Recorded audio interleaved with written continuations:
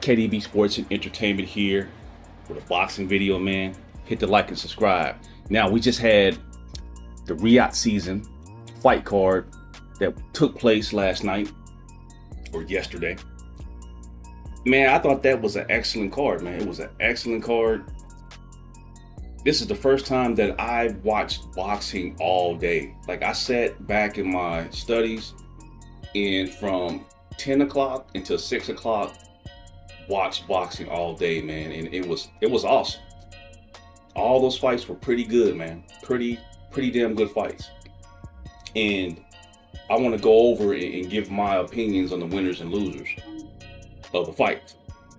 So I'm gonna start off with the Callum Smith defeating the Joshua Baotsi. I can't pronounce his name, but he won by a unanimous decision. I thought that was pretty decent fight, man. They were in there thumping, and I thought Callum Smith pulled it off. You know, he did enough to win, but it was pretty much a back and forth fight. Back and forth, yeah, it was back and forth. You know, they were landing good shots here and there, but I'll give the edge to Callum Smith. So yeah, he deserved to win, in my opinion. Now, the next fight is the Kabiel versus Zhilei Zhang. Now, that was a good fight for as long as it lasted. Zhilei Zhang is like in his 40s, and he's a big dude. He packs a lot of punch, but he's always been weak to his belly, you know, because he comes in heavy, out of shape. And the Kabiel dude went to work on his body early, which was smart. That was smart, man. That Kabiel dude, he's gonna be a problem in the heavyweight division. And he stops, you know, Zhilei Zhang in the 6th round. And I was impressed by that. I want to see more of the Kabiel dude, man. That was impressive, him beating Zhilei Zhang. So next is Virgil Ortiz Jr. versus the Magnemov, which that fight really kind of surprised me, especially the way Magnemov fought. He pretty much was on his bicycle the entire fight, up until, you know, he started to slow down towards the end. Now, Virgil Ortiz must hit hard, man, because, like I said, Magnemov was on his bicycle, and he was boxing pretty decent. He looked pretty good, but he did a little too much running, you know, and that tells me that, like I said, Virgil Ortiz Jr., he packs a good punch. So yeah, I agreed with that. I thought Virgil Ortiz won that fight. Magnemov, like I said, I don't understand the game plan other than he was afraid of Ortiz's power. Now, on to the next one. Carlos Adames versus the Hamza Shiraz guy. That was a good fight, man. Adames, man, that dude, yeah, he's pretty damn good.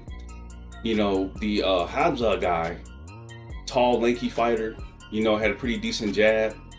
But Adames, yeah, I think he outworked him. You know, they gave it a split draw.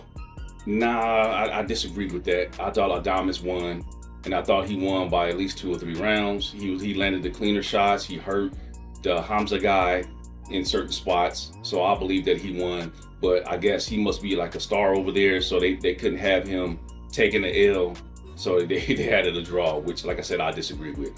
Now, on to Shakur Stevenson versus Josh Padley, man. Shakur Stevenson fights Josh Padley. He steps in at the last second because the young kid Austin pulls out because he got sick, supposedly. So the Josh Padley guy got the call. He was on a rooftop installing shingles or whatever, and he flew over there, and he put on a pretty decent performance versus Shakur Stevenson, taking that he did not have a training camp. So really, it was unimpressive for me as far as Shakur Stevenson's performance, because I believe he should have got him up out of there in 4 to 5 rounds. See, now the commentators kept saying that his hand, you know, he had surgery on his hand and that his hand was hurting, blah, blah, blah, blah, blah, blah. I don't want to hear that, man. The Josh Padley guy is light years underneath Shakur Stevenson. Shakur Stevenson should have had him out of there, like I said, 4 or 5 rounds.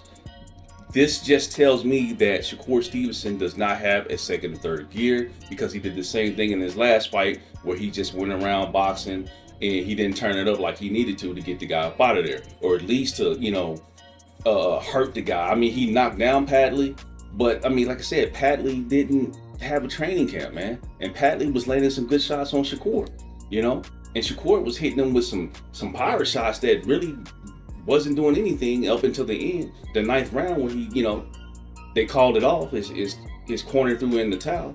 So yeah, I'm not impressed by that Shakur Stevenson win. Now I believe that Tank Davis can beat Shakur Stevenson and Devin Haney. On top of that, you know, there's some guys that, you know, disagreed with me. I put out a short, and there were some dudes that like, oh, you don't know nothing about boxing, man. Look, Shakur Stevenson does not have a second and third gear, and that hurts him, man, in my opinion. That, yes, he's a master boxer, he's a defensive master, but he does get hit, man. He was getting hit by Josh Padley, man, a dude that did not have a training camp. So yeah, man, I think Tank Davis can beat him, man. It's just my opinion. Now we're gonna see what Tank Davis does next week versus Lamont Roach. Now I think he's gonna get Lamont Roach up out of there like he did Frank Martin, and then we can set up that fight between him and Shakur. If that him, which, you know, Gervonta Davis, him being the A side, he needs to be the one to reach out. He needs to reach out to Turkey and put all that, you know, that dumb stuff he's been talking aside and make this fight, man, get this money. But anyway, on to the next fight. We got Joseph Parker versus Martin Bakole. Now, Bakole was another last-minute replacement. You know, he was supposed to fight Daniel Dubois. Daniel Dubois got sick and had to pull out. So, in comes Bakole. Bakole was like 315, 320 pounds coming in there. And Joseph Parker hits him with a glazing shot on the temple, and he goes down and his corner stops it, which it was weird. You know, but these dudes are heavyweights, so a glancing shot to the temple like that, yeah, it can knock you down. But in my opinion, I thought the referee should have gave Bakole a chance to recover. But like I said, I think it was the corner that threw in the towel. So, you know, what can you say? It seemed like it was a fixed fight to me, but you got to give Joseph Parker his props. He beat Martin Bakole, so yeah, he needs a title shot, man. You know, he needs a title shot. He's been putting in work. He's been fighting, so you got to give Joseph Parker his respect. That was a good win. Now, on to the main event. Dmitry Bivol versus Arthur Beterbiev. Now, that fight was a back-and-forth fight, much like the first one. And in my opinion, I thought that fight was a draw.